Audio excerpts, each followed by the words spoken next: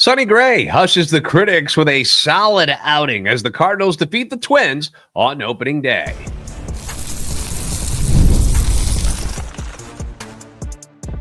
You are Locked On Cardinals, your daily St. Louis Cardinals podcast, part of the Locked On Podcast Network, your team every day. Hey there, Cardinals fans. I'm JD Hafford, and I am your host for Locked On Cardinals, part of the Locked On Podcast Network, covering your team every day. You can follow me on X at JD Sports Radio. You can follow the podcast at LO_Cardinals. We're also on YouTube, where you can like, subscribe, and comment. Hit that notification button so you know when we drop any new episodes. And also available on TikTok and Instagram now at Locked On Cardinals. This is a show serving Cardinal Nation and giving the best fans of baseball all of the info about the birds on the bat. All right. Well, we're in a good mood because things went well. Cardinals win.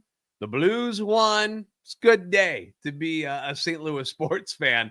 Mother Nature delayed things a little bit for opening day at Busch Stadium, but eventually the Cardinals did take the field on Thursday for their opening day game against the Minnesota Twins. And the first thing I want to talk about when it comes to this particular game, I want to focus on Sonny Gray. Right away, Sonny Gray, because Sonny Gray had one of the ugliest spring trainings that I can remember for a guy that is expected to be a number one pitcher on this staff. It was awful. Nothing was going this man's way. A lot of hits, a lot of home runs, a lot of runs in general. And I, like many fans, was pretty darn concerned. And I'm not saying that what happened on Thursday is just going to wash all of that away, but you saw the bad half last year. Then there's, the reportings of the pain-killing ejection that he got. And you see that his velo is down a little bit to start the year. He's a year older. So I don't think it was crazy to be concerned about him. Now, granted, this is just one game. It's one game. No need to get overly excited about anything that happened in this one and just be like, all right, we're all set. Everything's fine. That's not really the case. But what we saw today was a bit more comforting.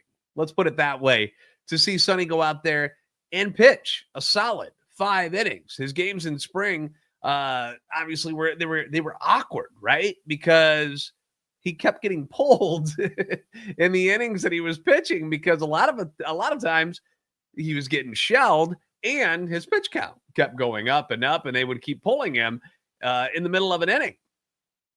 So if he was getting into trouble in these games in the spring, he didn't ever have to pull himself out of it. They were just like, all right, well, we'll take you out. We'll bring in one of the minor league guys and we'll let him deal with this mess. But regular season's here. No one's coming to rescue you. You're on your own. And after a quick first inning, there he was in the second with his back against the wall. He had an 8-pitch at bat by Trevor Larnach to lead off the inning, and that ended up in a single. By the way, Larnach, I really like that dude's swing. That dude, I see why he was a first-round pick. Beautiful swing. Sonny then gets a pop-up, and then there's a single by Ty France, who's trying to put his career back together. Willie Castro works a 7-pitch walk, and now you've got the bases juiced with 1 out. And this is where things could have gotten out of hand. Like in the spring games, this is where Sonny gives up a double or grand slam or something crazy happens, and all of a sudden Cardinals are in a hole, right? And this time around, though, Sonny's able to wiggle out of it. He gets a strikeout of Miranda, and then he gets former Cardinal Harrison Bader to pop out to Contreras, which was kind of a funny play because I honestly didn't notice it when it actually happened. I just saw him make the catch, but they mentioned it online that Contreras flipped his hat off like he would his old catcher's mask and helmet. He took it off and then chased for the foul ball. Guess old habits die hard, but it was a nice snag by Willie to end the inning. So that was cool to see, because if there's one thing you're kind of questioning about Wilson Contreras right now, it's just, is he going to be good enough defensively over at first base? Sonny had an easy 3rd and 4th inning, struck out the side in the 4th inning. 5th inning is where he's got a 4-0 lead, and things are, everything's kind of going the Cardinals' way at this point. He gets another strikeout, so he strikes out 4 in a row at this point. Then he gives up a single, and then he hangs a sweeper, which, you hang them, we bang them, is how it's said. And, of course, it's to Harrison Bader, who plants it into the left field seats because, of course, he did. Of course. Seriously, does any other team get burned by former players as much as the St. Louis Cardinals? Anybody else in all of sports? I feel like I'd never see it. And I feel like it doesn't matter what is left in the tank for whatever player that used to play for the Cardinals. If they face them, superstar for a couple of games. It's crazy. Maybe it's all in my head, but I don't know. It just feels that way. Anywho, so after the home run, he walks the next hitter, and now you've got the tying run at the plate. Once again, a spot where things could really go sideways for you.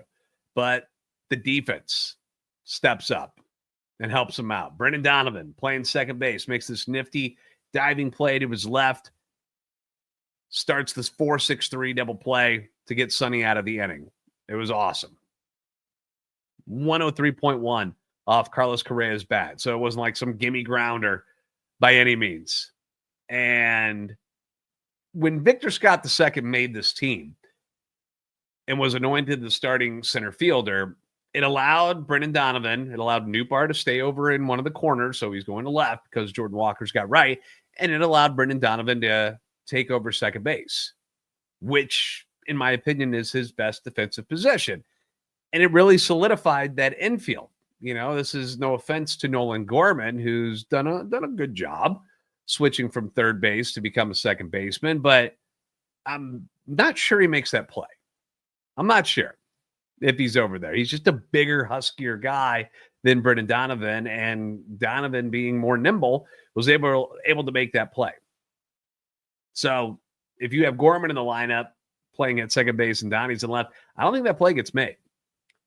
But that would wrap up Sonny's day. So they get out of the inning, 5 innings, 2 runs, 4 hits, 1 being that home run, which continues to be an issue. Gave up a lot of them last year, gave up a lot of them in the spring, gives up another one here.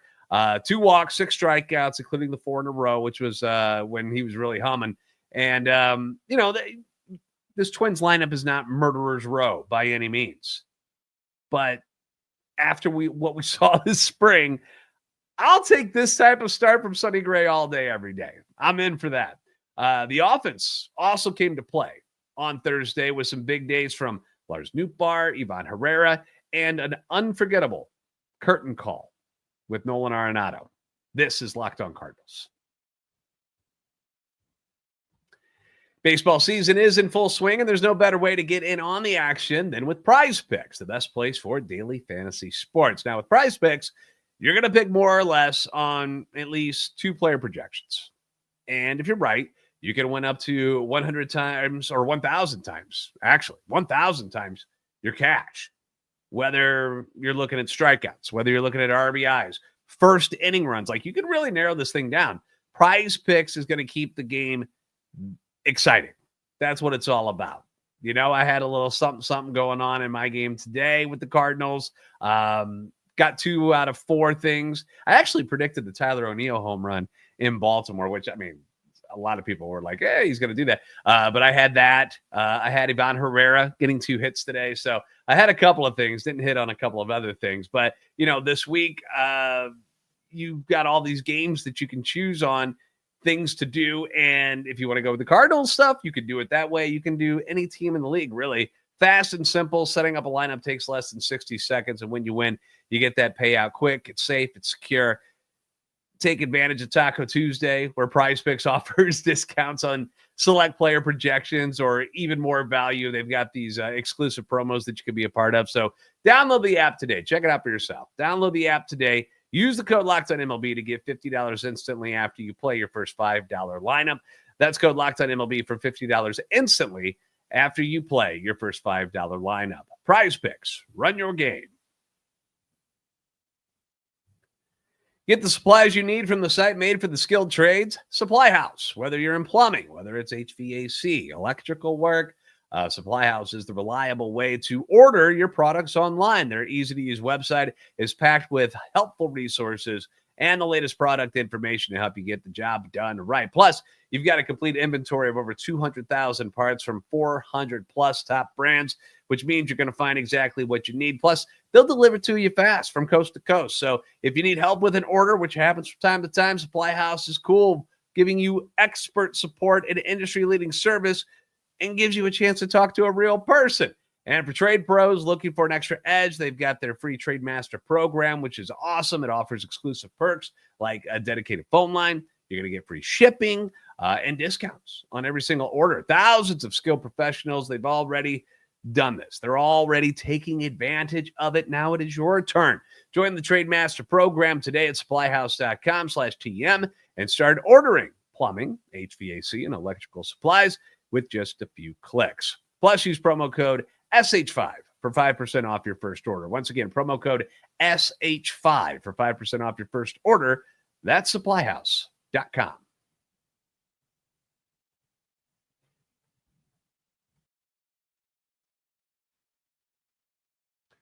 Thank you again for making Locked On Cardinals your first listen every day. Leave your comments on YouTube as well as on X anytime you want. Your feedback is always welcome and encouraged. Even the guys who are the negative Nancys and the Debbie Downers who we were dealing with all game today. I don't know what it is about people who just don't want to be happy. They just do not want to be happy about this team right now. And that's fine. That's your prerogative. You want to look at it that way and be negative about things that are going on, you can do that. But I, for one, was enjoying the game today and had a good time watching it. I know everybody was really anxious to see how this offense was going to improve from last season, where they were near the bottom in a lot of categories. It was rough. It was rough. And since ownership made the decision not to spend to improve the roster, which upset a lot of people, it's up to the guys they already had in-house to be better versions of themselves. It's the only way this team's going to succeed this year. They're not going to go find some magical hitter or pitcher and spend a whole lot of money to bring them in. It's just not going to happen. Okay. The talent and the ceiling for some of these guys is real. Like they've got guys, Jordan Walker, Nolan Gorman, Mason Wynn, Ivan Herrera, Victor Scott II. All of them are very talented ball players. All right. Ceilings. They've got room to grow, obviously. They're very, very young. You've got Lars Nootbaar and Wilson Contreras, who have been very good when they're healthy. They haven't been healthy the last couple of years. Nolan Arenado, got to have him be the Arenado that is going to the Hall of Fame, not the guy that we saw last year. And in this particular game, once again, game one, don't get overly excited, but at the same time, you don't have to be negative Nancy about it all. But in this game, you got to see this offense take a lot of really good at-bats, a lot of smart at-bats. Sure, there was a couple duds here and there, but I was impressed with the approach that the Cardinals had on offense in this game. You saw them bang out 10 hits. You saw them work in counts. You saw 2 home runs. They scored 5 runs. It's not a lot of runs, but this isn't a high-powered offense either. 5 runs is a good day for this offense. And it all started with the top of the order, with Lars Nootbaar. And I don't know when the decision to make him the leadoff hitter was decided. But as long as Newt is healthy, that's exactly where he belongs. He's got the ability to work counts, which clearly I'm a big fan of. I mean, they were making Pablo Lopez work his tail off in those first few innings. Settled in later on and ended up having a decent day. But early on, it was like, is he going to make it to the 4th inning? Like the way that they were taking pitches and fouling things off. Lars Nootbaar can also obviously take walks. Not afraid to do that. He's not overly aggressive where he's afraid to take a walk. But he also provides some danger with the pop that he possesses. First inning, he smacks a leadoff single. Then he's gifted second base by a balk where Newt tried to time his break. The Cardinals did this twice. He tried to time his breakout so that he could get, a huge running start to steal second base, but he was a little early. But Lopez, who just had a tough time with the runners when they were on early on in this game, he balks. So Lars ends up taking second base. Donovan ends up hitting a ground ball with eyes right up the middle, and Newt scores, making it 1-0. The Cardinals would never trail in this one. They were terrible with runners in scoring position last year.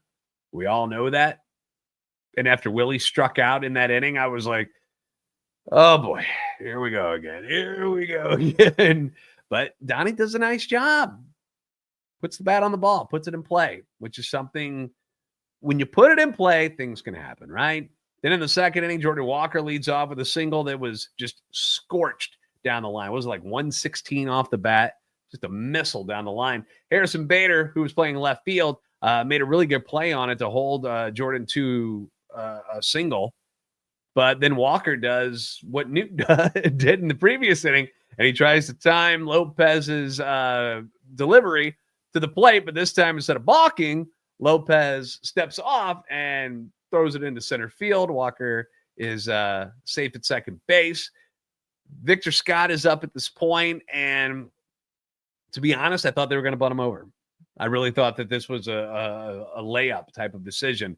And I know Victor Scott swung the bat really well in the spring, but these games count now, and I would have loved to see him bunt Walker over to get the runner at third with just one out. But they let him swing away instead, and he pops it up. Not what you wanted. Mason Wynn grounds out weakly to second base. It does move the runner over, but now you got two out, runner at third, and it feels like the Cardinals are going to waste what was essentially a leadoff double because of the error that got him to second base with nobody out. So it felt like that's where we were going, but Lars Nootbaar to the rescue, down 1-2 in the count, and he rips a changeup over the wall in right field to make it 3-0.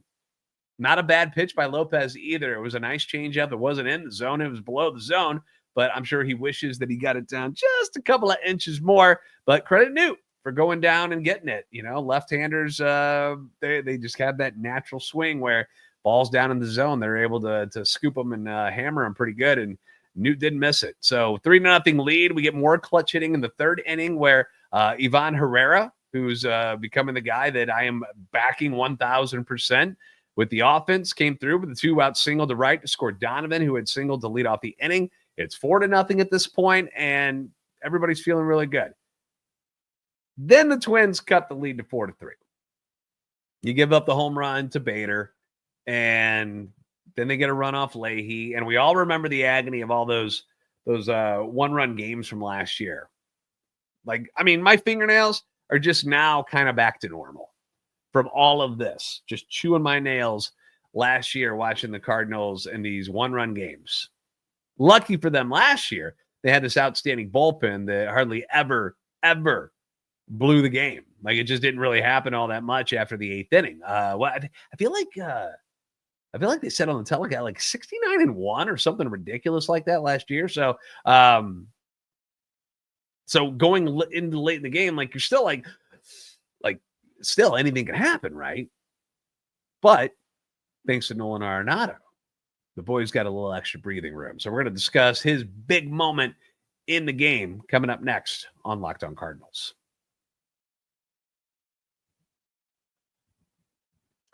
Looking for a snack that's both delicious and nutritious? It's key. You can find things that taste good, but they're horrible for you.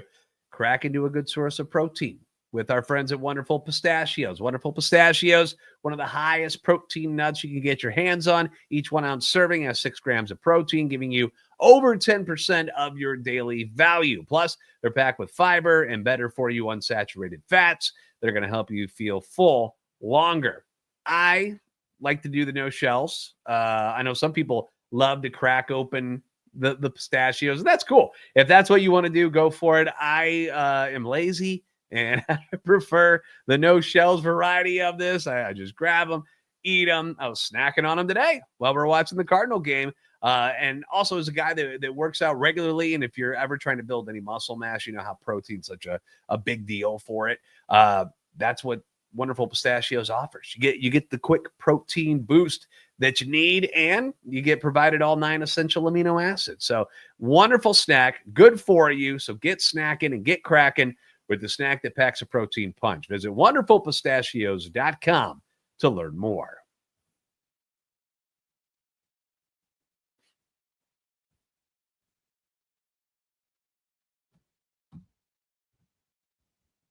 Thanks again for making Locked On Cardinals your first listen today. For your second listen, check out the Locked On Fantasy Baseball podcast with host Dominic Martino and Matthew Ane. MLB Fantasy Draft season has already happened probably for you at this point since the official opening day has gone down. But the great thing about these guys in this podcast is they're going to keep you informed on everything that's going on when it comes to injuries, who to drop, who to pick up, who to go through waivers with, who you should be starting against, people like just a vast amount of knowledge owned by these guys. So find Locked On Fantasy Baseball on YouTube or wherever you listen to your podcast.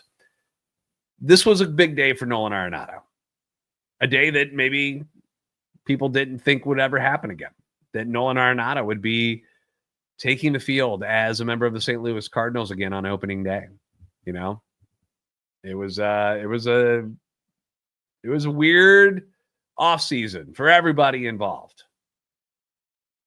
But there he was. There he was, member of the St. Louis Cardinals. And there he was in the eighth inning. Comes up, 1 out. And what do we always say? Your star players have to step up and be your best players in big situations. It just has to happen. They have to have that clutch ability. And Nato, at least on this day, came through. We didn't see a lot of those situations last year where it happened. Nobody was coming through last year, really. But Nato was able to on Thursday. Momentum was swinging towards the Twins. They'd cut the lead to 1. And Arenado in the eighth inning ropes a 98-mile-per-hour four-seamer that it was up and in, and he just turns on it and rips it over the left field wall for a solo shot to make it 5-3. A pitch that probably last year, if that same pitch had come in, he doesn't hit it. He doesn't get around on it, doesn't get good wood on it. Maybe he hits it, but he's probably jammed, grounds out weakly to the left side, or he pops it up and you see him throw the bat down and look all frustrated. But this particular swing looked like the Nato of old. Bat speed looked good. And that's the stuff that he used to have when he was driving the ball for home runs over the left field wall. Because most of Arenado's home runs, they're not towering bombs. They're not 445 footers. They're like what you saw today. They were line shots that just go over the wall in left field. Because that's what he is. He's a line drive hitter that hits home runs. And what a moment for Nolan Arenado and the fans, considering all of this drama that we've talked about throughout the offseason. My goodness, was it exhausting to discuss it over and over and over. But that's what everybody wanted to talk about. They always wanted to hear what was going on with Nato. Is he going to be here? Is he going somewhere else? I mean, he was one word away from being a Houston Astro. All he had to say was yes. And he was gone. The deal was in place. He was not going to be on this team. But instead, he invokes the no-trade clause, and despite their best efforts, another deal never materialized that anybody liked. And instead of starting over in a new city with a new team, Arenado was back in St. Louis for another season. And yes, this screwed up the Cardinals' plans. Yes, it has created a roster crunch that is going to cost Alec Burleson and Nolan Gorman at bats this year, as long as everybody's healthy. But, I keep seeing online there's this narrative that Arenado didn't want to be in St. Louis. And I'm sorry, but every report says that is dead wrong. I've never seen anybody say, yeah, Arenado, he doesn't like St. Louis and he doesn't want to be. I've never seen anything like that. The Cardinals came to him. Every report says the Cardinals came to him and said, this is our direction. And if you would like for us to try to get something done, we'll do that for you. And he said, okay. He said, all right, well, I would love to compete for a World Series. And if we're not really going all in, maybe there are some spots that could use me and I'd be happy at. Gave him a list of teams. Nothing worked out. Nothing ever came to fruition. But saying that he doesn't want to be in St. Louis, I'm sorry, but you're wrong. Because he's had multiple chances to leave if he wanted to. If he didn't want to be in St. Louis, he could have left a couple of times. He never used any of his opt-outs on the contract after getting traded here from Colorado. Said, no, I want to be in St. Louis. Remember him getting just hammered by the media at the All-Star game where they're like, you didn't opt out and now the Cardinals aren't as good. Like, what's that? And he's like, no, I want to be in St. Louis. That was the whole point. I want to be here. I want to win there. Obviously, he didn't take the deal to Houston this offseason. He could have been gone. But yet, each time, he finds a way to stay. And now I can't say that if the Dodgers had came knocking and were like, hey, we'll take you, that he would have turned down a deal to go to his hometown, play for the Dodgers, but it didn't happen. He's a Cardinal, and personally, I just thought it was really cool to see him not only come through in the clutch, but to see him having fun. To see him having fun with the home run in the situation that just occurred and the curtain call for those of you on YouTube. Here's a photo of him doing the Hulk Hogan hand to the ear, let me hear you type of gesture. I mean, this wasn't, and I saw people complaining about this online. I'm like, dude, he wasn't doing it to be selfish. That was him enjoying the moment and loving the fact that these fans still had his back and were cheering on this accomplishment and how he just helped the team. You know, baseball is a game and games are supposed to be fun. And Arenado was having some fun and enjoying what he just did. And the fans were loving it with him. And if you want to be a complete turd and a troll online and say he was doing it to show people up and say, cheer louder for us, stop. Just stop. Go watch a different sport. Go watch a different team. It was a really cool opening day moment that Nato really appreciated in the post-game media scrum, you know, talking about how the cheering and everything, how much that meant to him and his family. And, you know, he was glad that he finally was able to come through because he didn't get to do it much. Kind of joked about how he goes, I don't think I even had a curtain call last year. So Ali talked about it, how big it was for him and for Arenado and how much that meant. You like to see good things happen to good people. And my hope is that this moment is something that will catapult Nolan Arenado to a hot start to begin the year. And that way we can pull all of the stuff that was in the offseason, just put it behind us completely. So to run down, let's talk about the offense real quick. To run it down, Nootbaar 2 for 4, 2 runs, 2 ribbies, and the dinger. Huge day. Game MVP, in my opinion, Lars Nootbaar. Wilson Contreras, shockingly had a tough night at the plate. 0 for 4, 3 Ks, kind of abusing him with the cutter. I don't know if he was just overly excited or he wasn't seeing the ball well, but the cutters he was missing big time. Donnie 2 for 4. Ribby had the web gem on the double play. Arenado 2 for 4. Solo shot. Burley 1 for 4. Not sure why he's always swinging at the first pitch. He was doing it last year. It's just what he does, I guess. But man, does it drive me nuts. In his first 3 at bats in this game, Alec Burleson saw 5 pitches. Like, come on, man. Take a few. And finally, in his 4th at bat, he ended up seeing 5 pitches in that one, but he did fall behind. Swung at the first one, fell behind 0-2. Like, that's not the best approach, at least in my opinion. But if it's something he and Brant Brown talked about, whatever. I'm not in there to discuss it. It's just not the way I would approach it. Ivan Herrera 2 for 3, a double. Had a really, really ugly throw to second base that looked like it slipped out of his hand. So we're gonna give him a mulligan on that one, but it was gross. Jordan Walker 1 for 3. That missile down the left field line had a nice running catch to start the game. I thought the ball was going to pop out of his glove, and I was about to start crying, but he held on to it. Everything was fine. Victor Scott 0 for 4 at the plate. He did hit a line drive to right field, like just like a pus line to the right field or right at him. Tagged that one really good. But he did have a tremendous running catch in the 6th inning to save Kyle Leahy's behind. That would have scored 2 and tied that game up if he hadn't. But like full run, stretching, caught it. Outstanding.